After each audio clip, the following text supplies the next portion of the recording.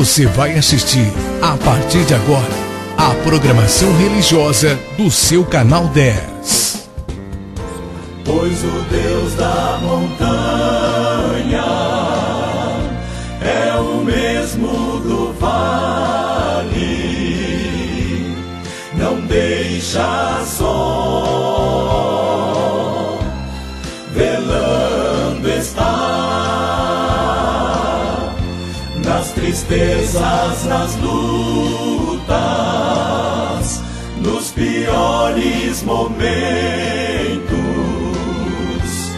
em suas mãos segurando estará. Graça e paz, meus queridos, que Deus abençoe você e esteja sobre as nossas vidas 24 horas por dia, todos os dias, até o fim. Esse é o desejo do nosso coração. Nós estamos aqui com o nosso programa Escalando Montanhas pelo canal 10 de televisão e estamos trazendo uma palavra para o coração de todo aquele que desejar, que estiver necessitando de ouvir uma palavra diferenciada. Então, nesse momento, hoje quero trazer uma palavra no Salmo 133, só o versículo número 1 do Salmo 133. Esse salmo fala da excelência da união fraternal.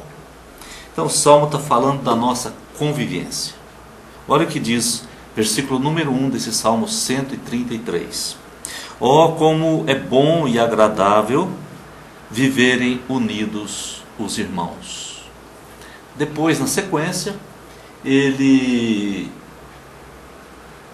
dá alguns exemplos, como quando ele diz assim, é como o orvalho que cai sobre a grama, é como o orvalho de Deus na terra. Então a união, a fraternidade, o relacionamento fraterno, isso é doce, é suave, é um desejo que o coração da gente tem, que a gente viva em união, nós possamos viver unidos. A desunião, a falta de unidade, a falta de união, falta de convívio, o egoísmo, a separação, são coisas muito difíceis, uma coisa pior do que a outra.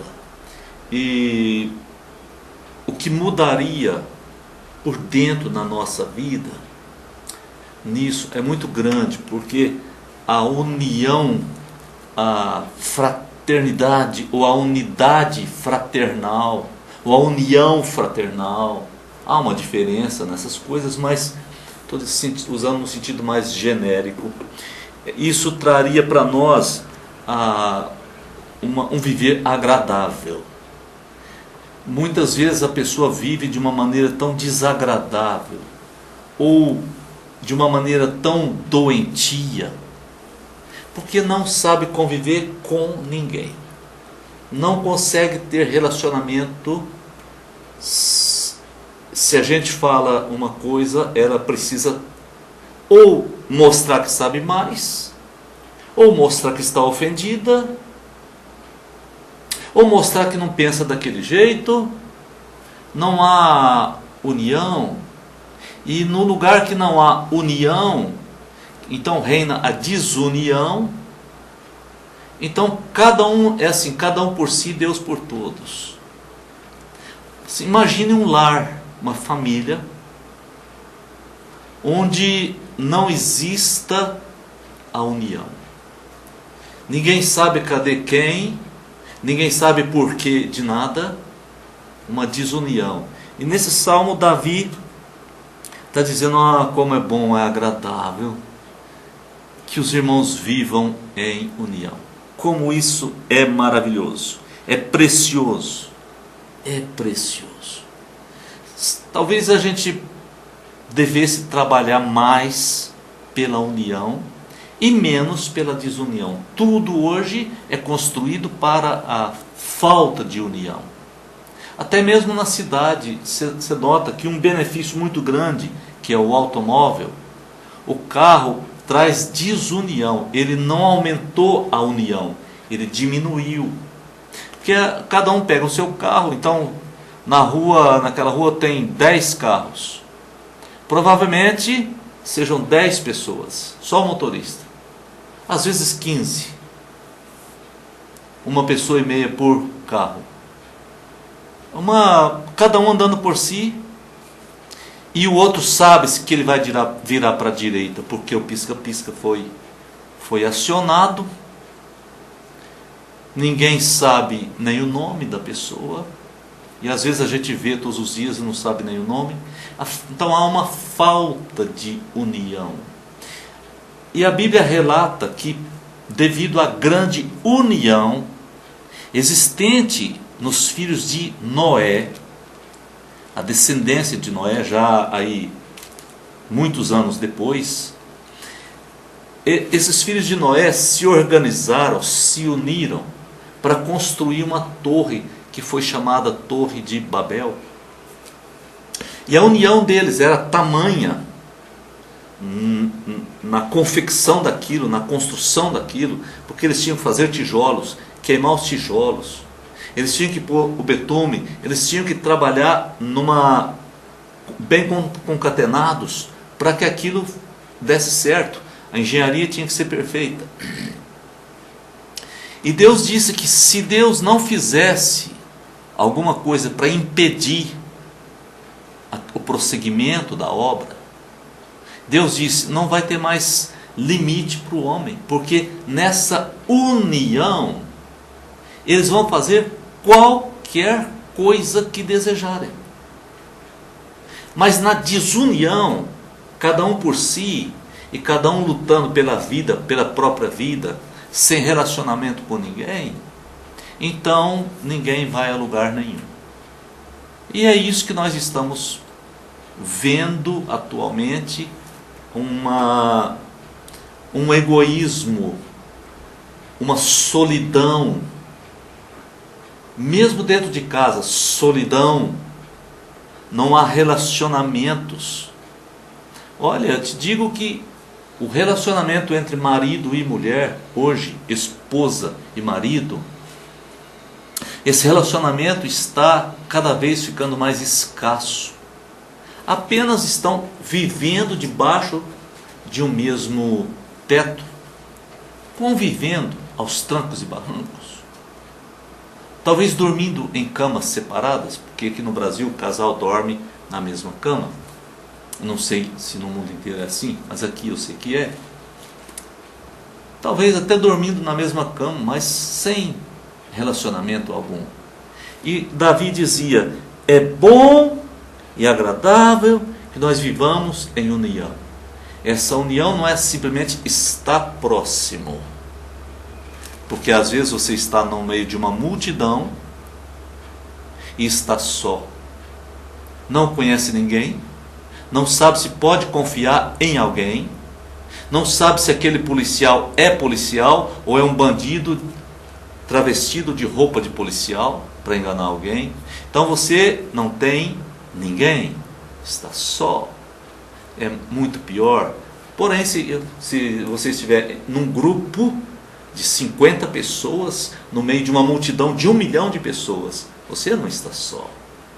Então alguém conversando com você, você está num país de fala alemã, o alemão é bem diferente do português, então se dizer agora, não entendo uma palavra, mas você está no meio aí de um grupo de 50 pessoas, você viajou do Brasil para a Alemanha para comemorar os 500 anos da Reforma Protestante, você foi para lá, mas você não fala uma palavra em alemão.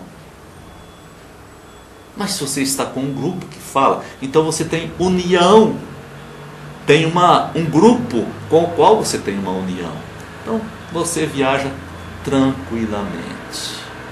Davi dizia, como é bom, agradável, viverem unidos os irmãos. Agora o versículo me chama a atenção, porque ele não diz, como é bom e agradável, ou como seria bom e agradável usando o verbo nessa condicional, como seria bom e agradável se todo mundo vivesse em união. Com certeza isso é uma coisa impossível, mas e os irmãos? E os irmãos? Você pega os irmãos da família, uma família de 5 irmãos. Eu sou de uma família de 7 irmãos. Agora falta um, nós estamos em 6. Então, quantas vezes uma família de 7 irmãos, 4 ou 3 irmãos, 2, o que existe é uma briga, uma discórdia um com o outro, e um quer matar o outro. Eu já morei numa casa, quando eu estudava, tive que morar em casas de pessoas. Eu morei numa casa que um irmão queria matar o outro, não conseguiu matar, não matou, mas aquela família toda morreu. Quando eu digo morreu, não é assim, é natural. Não, morreu mesmo. Não naturalmente, foi se acabando. Em 2 anos não ficou uma pessoa daquela família. E o que ficou era um neto. E esse neto mora na rua, bêbado. E ninguém tira ele dali. Não sai, não tem jeito. Muito complicado. Então é isso. Uma família, irmãos de uma desunião tamanha, roubando o irmão, maltratando o irmão, perseguindo. Caim matou Abel por mera inveja. Como é bom e agradável viverem unidos os irmãos dentro da igreja, a própria igreja, um grupinho tão pequeno, minúsculo. Não se consegue ter união, unidade nem dizer, mas pelo menos união. Como é bom e agradável. A palavra de Deus diz assim: nós queremos desmentir Deus e achamos que viver isoladamente seria melhor. Cada um sabe diferente, cada um pensa diferente, cada um é diferente. Então nós estamos tentando desmentir a Deus e não conseguimos obedecer a Deus, porque isso é palavra de Deus. Para Deus é bom e agradável a nossa união, não o nosso egoísmo, não a nossa vontade de ser diferente. Eu sou diferente. Não, somos iguais na verdade. Feche os seus olhos, vamos pedir a Deus o poder da união no nosso coração.